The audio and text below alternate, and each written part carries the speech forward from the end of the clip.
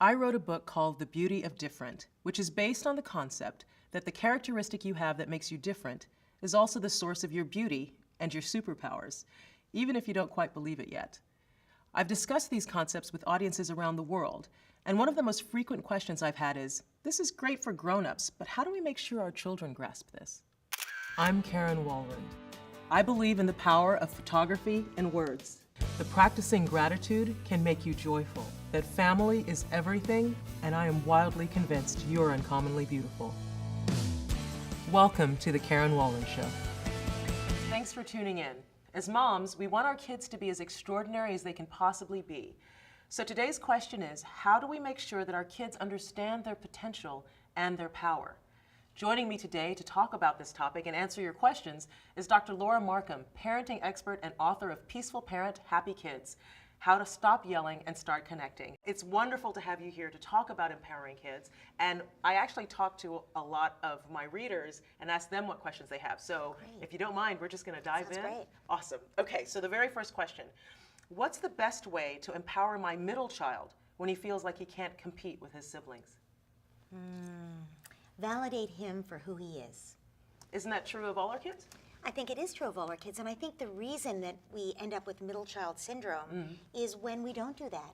When we treat them as a group, and there's the baby and there's the oldest who get special privileges, and then the middle one doesn't really have much of a role, or the middle two. So this way, if you actually pay attention to validating each child for their unique contribution to the family, which is what makes the family whole, and also their unique contribution to the world. Josh, I love the way you're always singing. It just makes me so happy. Right. And That's awesome. also spending time with each one of your kids every single day.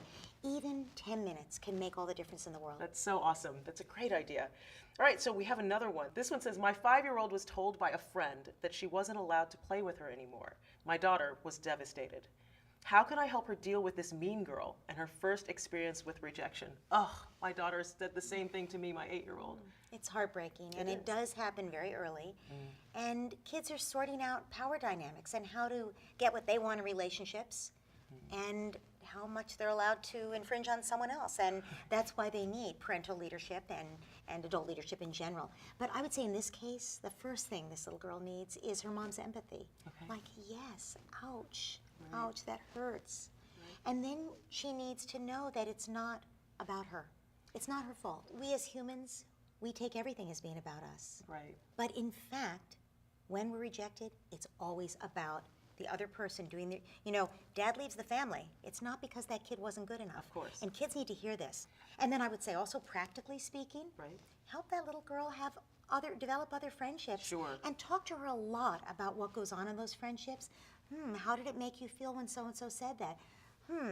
When this happened, what did you say? What could you say? Even a 5-year-old can begin to develop real skills from having those conversations. So, okay, great. We got another fabulous question here. When my 6-year-old son and his friends get together, they try to make each other laugh, but tend to be more on the dangerous side, like jumping down 4 to 5 steps at once instead of walking down them.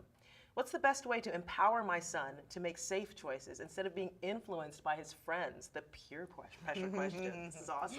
Well, you want to help him develop judgment. Sure. And judgment, good judgment, sometimes comes from bad experience if you hurt yourself on the stairs. Sure. But sometimes it just comes from reflection.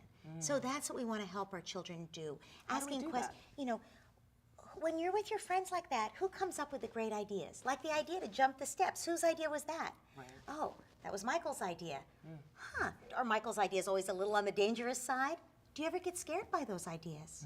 Could you say something to Michael, or would the other kids laugh?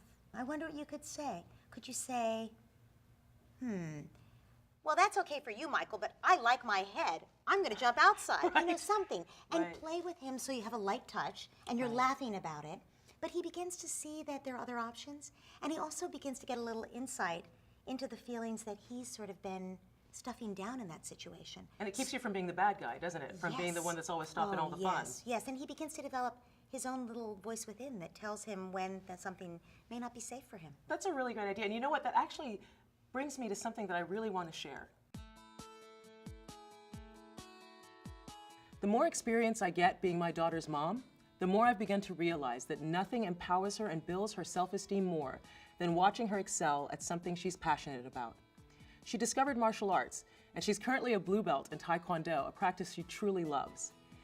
It turns out that one of the best ways to empower our kids, I think, is finding their passions and encouraging them to follow them. And it's pretty gratifying as a mom as well. Dr. Laura, I have one final question that I want to share with you. This one says, my 8-year-old son wants to try out for the soccer team, but he thinks he's not good enough, so he's not going. How do I empower him to still try out? First of all, he needs to know it's not all about winning.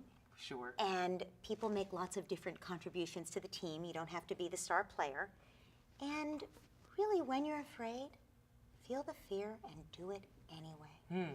Because, in fact, what's the worst case scenario? He doesn't make the team. He doesn't make the team. And you know what? He would be really disappointed, and you would honor that. And he might even cry himself to sleep. And the next morning, he'd wake up, and the world would go on, and he would think, well, you know what? Mom had confidence in me, and she says she'll go out and practice with me, and I can still learn to play soccer. And you know what? Maybe I'll take that art class, chess class, whatever. Right. And that's how resilience develops. But I think it's also important for parents to know we can't be telling kids that it's all about teamwork and skills and fun, and then the first thing we do when there's a game is say, how'd you do? Did you score a goal? Right. Who won? You know? Right. That's a really hard thing. You know, and I think what we're talking about here is just such broad topics. So I would love to narrow it down. What is the one thing that we can all go home with our kids right now, right this minute, and actually do to help build their self-esteem and build their empowerment? There was a wonderful study done of kids who had been athletes in high school, and they were asked, what was the worst thing about it? And they all said the same thing.